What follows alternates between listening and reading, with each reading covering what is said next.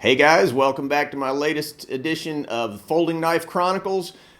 Basically just talking about the whole process of bringing a folding knife to the market.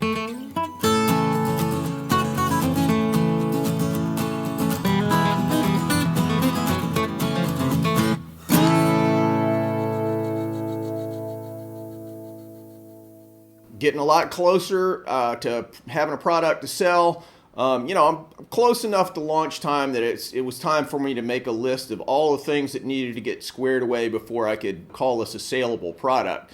So I've got 5 or 6 prototypes done now, and each time I get one of them done, it kind of demonstrates some things that I'm improving, and it also sometimes exposes some other problems that need to be solved. So everything's kind of 2 steps forward, 1 step back. So with that in mind, I thought I'd kind of share some of the challenges that I've run into in the last few weeks. First challenge, I had abdominal surgery last week, so I can't lift anything bigger than 15 pounds for the next couple of weeks. One of the interesting things that this raises, it's easy to forget that the product, that shiny looking knife that you see, is actually, made by the fruit of somebody's a particular person's labor.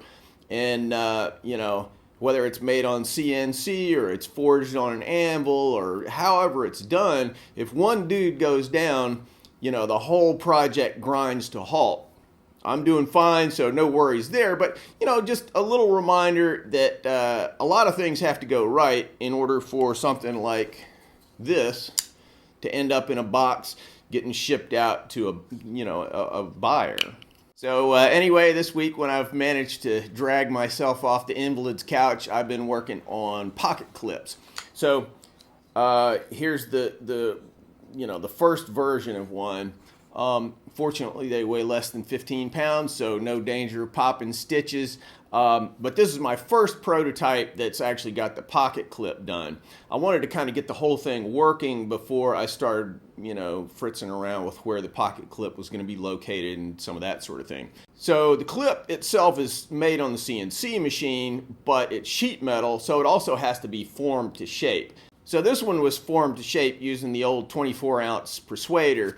But that's not a manufacturing solution. So next on the drawing board, I need to make a fixture for bending it to shape. So maybe I'll do a video on that in the next week or two. This blade has a minor little interference problem. It's very, very small, but when I was designing it, I really didn't think it through completely. There's a chamfer on the outside margin of the scales, and that doesn't match up properly with the little design that I made for the clip. So gonna have to redesign that whole thing and reposition it probably in order to get that to not suck. People assume that knife making is all about making perfect knives, but really the first goal is always to make stuff that doesn't suck. And that alone is a big enough challenge a lot of the time. Anyway, obviously in the long term you want things that are gem-like perfection, but first you got to get over that hump of just not sucking. Anyway, another little interesting point is that I've made several prototypes with metal scales, aluminum and some other things, and I've made a couple from micarta, but this is the first one, the one that I'm actually carrying in my pocket right now is the first one that I've done with G10 scales. And it's really fascinating just how changing from one material to another can actually have quite a big impact on the, kind of functionality and how it all fits together and all that sort of thing. What I found here was that G10, when you machine metal, it basically does exactly what you ask it to do. But when you machine composites, they'll tend to expand a little tiny bit. And, in a lot of situations, this has, the amount that they expand is so small it just has no influence on anything. But in this case, the little hole right here that goes through both of the scales, where the pivot goes through, is probably half a thou smaller in this, maybe even just a few 10,000ths. But that was enough that when I drove the pin through here, it was just a bear to get it through there, whereas it was a nice slip fit on the metal scales.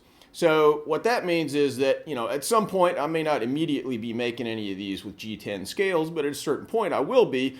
And when I do that, I'm going to have to probably come up with a whole new, little program to bore that hole.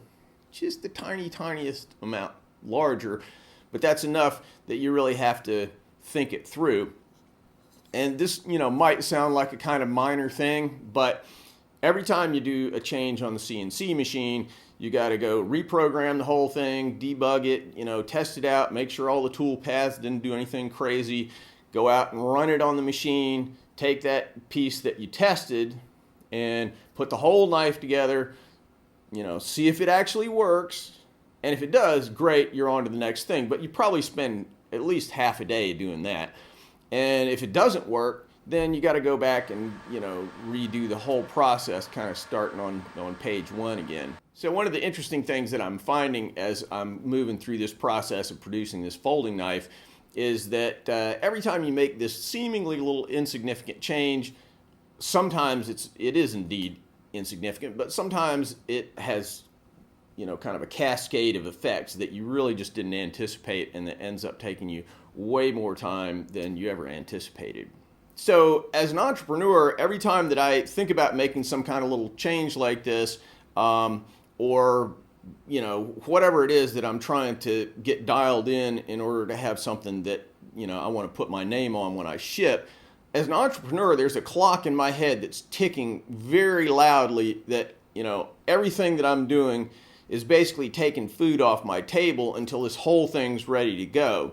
Most of the knives that I work on, the workflow process is much shorter, and so I can work on it for X amount of time, and then I'm delivering knives and putting food on the table. But with this, it's just taken me so much longer to get from, the conception of the knife originally to something that I can monetize. Another little interesting thing is, in terms of the G10 versus some of the other types of scales that I might envision for this knife, is that anytime in CNC that you're doing small variations of similar operations, it's really easy to get kind of confused. You get this proliferation of all these different little programs, and you can get them lost, and you can get confused, and you can run the wrong one on the wrong material or whatever it might be, and you end up wasting material, you end up wasting time. So as an entrepreneur, I'm always thinking like, okay, do I really want to make this variation? How critical is it to have different kinds of products based on this original chassis, as opposed to just making a whole bunch of the exact same thing. It's a really interesting part of the whole process of moving this from conception to final product. Anyway, onward and upward. I'll be hacking away at this list that I've showed you. Hopefully within the next month or so, I'll have a limited release of, I'm not going to call them prototypes because I'm not going to sell a prototype.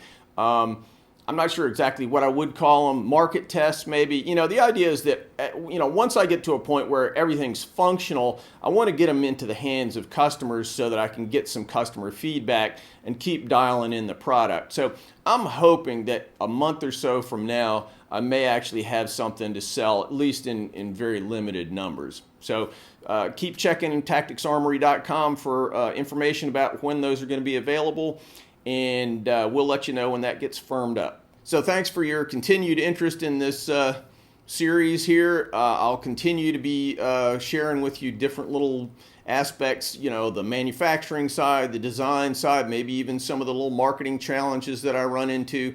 For me, this folding knife has just been a really, really interesting project, and I hope that you guys are enjoying kind of having a little window into how I go about taking this from idea to product. All right, thanks, and we'll see you soon. Thanks for watching, guys. If you feel like you got something out of this video, don't forget to subscribe. Also, click on the link to Patreon for a great way to give back to the channel. Plus, check me out on Instagram, Facebook, Twitter. Links in the description. If you want something sharp and pointy, maybe a gift for yourself or one of the cooler people in your life, check out my Tactics Armory website and pick up one of our tactical or outdoor knives. And finally, if you want to learn to make hamones or Japanese swords, check out WalterSorrellsBlades.com, where you can find videos about how I make hamones, as well as forging, mounting, polishing, and fittings for Japanese swords. Thanks, and see you soon.